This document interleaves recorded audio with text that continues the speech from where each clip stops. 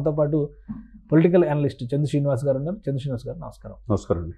ఇప్పుడు ఉన్న పరిస్థితుల్లో ఒకటి, తిరుమలలో ఉన్నటువంటి మొత్తం వ్యవహారాలన్నింటినీ సరిదిద్దాలనేది ఒక సంకల్పం. రెండోది, ఈ కల్తీల నేపథ్యంలో భక్తుల మనోభావాలు ప్రపంచ స్థాయిలో తీవ్రంగా ఇప్పుడు రోధిస్తున్నటువంటి పరిస్థితి. పరిష్కారం తీసుకురావాలంటే అసలు ఎక్కడ మొదలు కావాలి ప్రక్షాళన? అసలు ఇప్పుడు ఆల్రెడీ లడ్డూని మేము ఆ కల్తీలన్నింటినీ పరిహరించేసామని చెప్తే కూడా సాటిస్ఫై అయ్యేటువంటి పరిస్థితి కనిపించట్లా. సో ఏ విధంగా చర్యలు తీసుకునే అవకాశం ఉంది? డెఫినెట్గా అండి. ఇప్పుడు కలియుగ దైవం వెంకటేశ్వర స్వామి.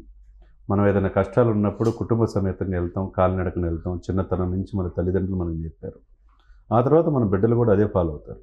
మీరన్నట్టు నాట్ ఓన్లీ ఇండియా కాకుండా ప్రపంచవ్యాప్తంగా హిందువులే కావచ్చు, వాటికన్ సిటీ తర్వాత అత్యంత ఎక్కువ భక్తులు కావచ్చు, ఆదాయం కావచ్చు తిరుమల తిరుపతి దేవస్థానమే. అటువంటి తిరుమలకి పవిత్రతకు దెబ్బ తగిలిందంటే అందరూ కూడా గుండెలు గాయపడుతున్నట్టే. మనం చూస్తున్నాం ఈ 2 రోజుల నుంచి. ఎప్పుడైతే చంద్రబాబు నాయుడు గారు చెప్పారో దాంట్లో లడ్డులో అపవిత్రమైందని చెప్పారు, అప్పటి నుంచి కూడా ఇది ప్రపంచవ్యాప్తంగా అందరూ మనోభావాలు దెబ్బతింది. దీన్ని ఎక్కడ ఫుల్ స్టాప్ పడాలంటే దీన్ని పరిరక్షించాల్సిన బాధ్యత ఉంది. సనాతన సాంప్రదాయాలను గౌరవించాలి.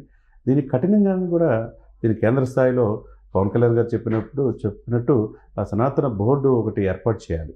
చేసి దాంట్లో మేధావుల్ని, హిందూ సంరక్షణకి పాటుపడే వాళ్ళని దాంట్లో అన్ని పార్టీలు దీన్ని వ్యతిరేకిస్తున్నాయి. జరుగుతున్నటువంటి కల్తీ పైన కానీ, అక్కడ జరుగుతున్నటువంటి వ్యవహారాల పైన కానీ అసంతృప్తి వ్యక్తం చేస్తాం. ఒక వైఎస్ఆర్సీపీ అధికారంలో ఉండి వచ్చింది కాబట్టి నింద అటువైపు వెళ్తుంది కాబట్టి వాళ్ళ మీద మిగతా అన్ని పార్టీలు ప్రక్షాళన చేయాలనే కోరుకుంటున్నారు. పవన్ కళ్యాణ్ గారు ఏకంగా ఓవరాల్గా దేశవ్యాప్తంగా ఉన్నటువంటి ఆలయాల భద్రతకు సంబంధించి అక్కడ ఇలాంటి వ్యవహారాలు నిరోధించడానికి ఒక బోర్డు ఏర్పాటు చేయాలి అంటున్నారు. అసలు పాసిబిలిటీస్ ఉన్నాయా? మొత్తం దేశవ్యాప్తంగా ఉన్నటువంటి ఆలయాలను పర్యవేక్షించేటువంటి ఇప్పుడు ఉన్నటువంటి టీటీడీనే సక్రమంగా పనిచేయట్లేదు అనేటువంటి విమర్శలు ఉన్నప్పుడు, అది కూడా రాజకీయంగా ఒక షెల్టర్ జోన్ అవుతుంది అనేటువంటి అభిప్రాయం ఉన్నప్పుడు ఇంకొక బోర్డు వస్తే ప్రయోజనాలు నెరవేరుతాయా? డెఫినెట్గా చేయాలండి. ఇప్పుడు గతంలో పరిపాలించినప్పుడు బ్రిటిష్ వాళ్ళకు ముందు అనేక మంది పరిపాలించారు. వాళ్ళంతా హిందూ సనాతన సంప్రదాయాన్ని ఇబ్బంది గురి చేసి, గుడులను పగలగొట్టి ధ్వంసం చేసి చరిత్ర తెరమరుగై చేశారు. గత 5 సంవత్సరాలు 165 గుడుల మీద దాడులు జరిగింది. మనం అంతర్వేదుల రథం దగ్ధం అయింది చూసాం. మనం చూసి చూడనట్టుగా ఉన్నారు.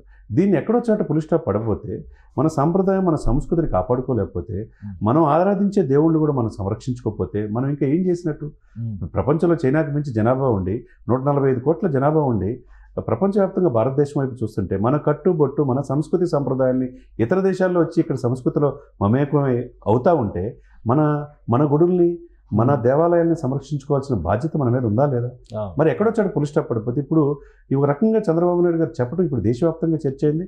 దీన్ని పవన్ కళ్యాణ్ గారు చెప్పిన సజెషన్ ఏదైతే ఉందో, ఈ ఆలయాలను సంరక్షించుకోవాల్సిన బాధ్యత అందరి మీద ఉంది.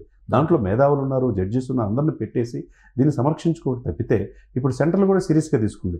నడ్డా గారు ఆదేశించారు, ఆరోగ్య శాఖ మంత్రి గారు స్పందించారు, తర్వాత రాహుల్ గాంధీ గారు కూడా ఈరోజు స్పందించడం, ఆ లడ్డు పవిత్రత, హిందూ ధర్మశాస్త్రాన్ని, హిందూ సనాతన సంప్రదాయాన్ని గౌరవించాలని ఆయన కూడా ట్వీట్ చేయటం, పార్టీలకు అతీతంగా సిపిఐ నారాయణ కూడా గత 5 సంవత్సరాలు జరిగింది ఏదైనా కూడా ఆయన చెప్పగలిగారు.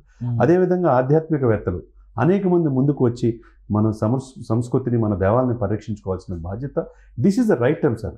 అంటే ప్రక్షాళనకి కేశవ గారు ఇప్పుడు నడుము బిగించాలి.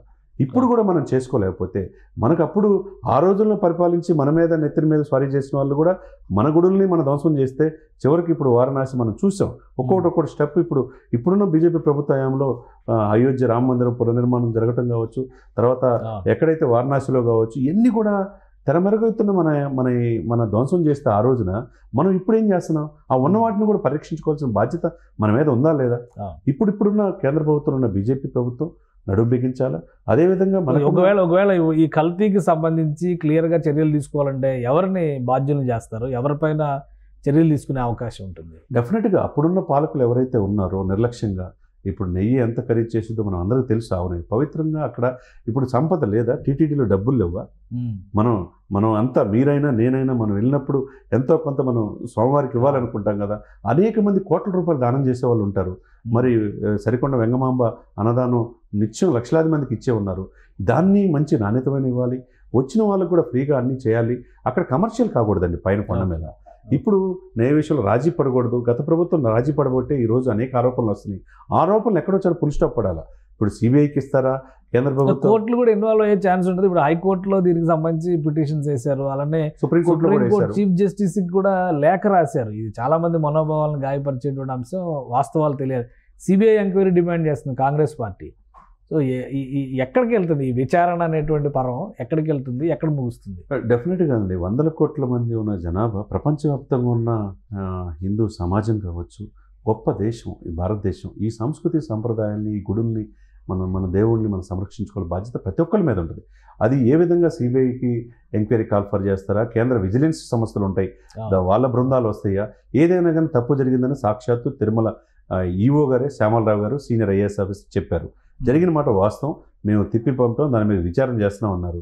ఇప్పుడు అంతకుముందున్న నందిని నుంచి తీసుకుంటున్నాం, కర్ణాటక స్టేట్ నుంచి ఆ నెయ్యిని తిప్పించి ఇప్పుడు మంచి నాణ్యమైన లడ్డూని ఇస్తున్నామని చెప్తున్నారు. ఏదేమైనా గత ప్రభుత్వంలో తప్పు ఎవరు చేసినా అప్పుడు అధికారులు లడ్డు పవిత్రతని పునరుద్ధరించామని చెప్తుంది టీటీడీ అయితే, అంటే ఈఓ గారు చేసినటువంటి స్టేట్మెంట్. అది భక్తులు ఎంతవరకు నమ్ముతారు? అదే నమ్మాలి అంటే వాళ్ళకి అక్కడ దేవునికి ఇచ్చే కైంకర్యాలు కావచ్చు, ప్రసాదాల విషయంలో కావచ్చు, భక్తులకి ఇచ్చే అన్నదానం చేసే విషయంలో కావచ్చు, ఎక్కడ రాజీ పడకుండా ఆ మార్పు అనేది ఇప్పుడైనా, ఇప్పుడు విజిలెన్స్ నివేదిక ఇవ్వాలి, ఈఓ గారు దానికి ప్రభుత్వానికి నివేదిక సమర్పించాలి. దీని మీద కేంద్ర ప్రభుత్వం కూడా, ఇది కేంద్ర ప్రభుత్వంలోకి వెళ్ళింది, ఇప్పుడు రాష్ట్రం సరిహద్దు దాటి కేంద్ర ప్రభుత్వం చేతిలోకి వెళ్ళింది కాబట్టి దేశవ్యాప్త సమస్య అయింది. దీన్ని సాల్వ్ చేయాల్సిన బాధ్యత కేంద్ర ప్రభుత్వానికి ఉంది కాబట్టి కేంద్ర విజిలెన్స్ స్థాయిలో బృందం పంపిస్తారా, లేకపోతే సిబిఐ ఎంటర్ అయిద్దా, ఏదైనా కానీ సామాన్య మానవుడు ఈ రోజున 2-3 రోజుల నుంచి సరైన నిద్ర కూడా లేదు. ఎందుకు? మన దేవుళ్ళని, మన కలియుగ దైవంగా భావించే వెంకటేశ్వర స్వామి దగ్గర ఉన్న ఆ పవిత్రంగా భావించే ఆ లడ్డు కూడా కలుషితం అయితే ఇంకా మనకి ఇంకేముంటుంది అనేది బాధలో ఉన్నారు. ఆ బాధ నుంచి ఉపశమనం కలగాలంటే కఠినమైన సెక్షన్స్, కఠినమైన నిఘా సమస్యలు కావచ్చు, ఏదైనా కావచ్చు, దీనికి ఎవరున్నారో వాళ్ళని శిక్షించాలి. నాణ్యతని ప్రామాణికంగా మంచిగా ప్రజలకి, అక్కడ వచ్చే భక్తులకి కనుక ఆ పలహారాలు అందగలిగితే ఇంకంతకంటే ఏముంటుంది.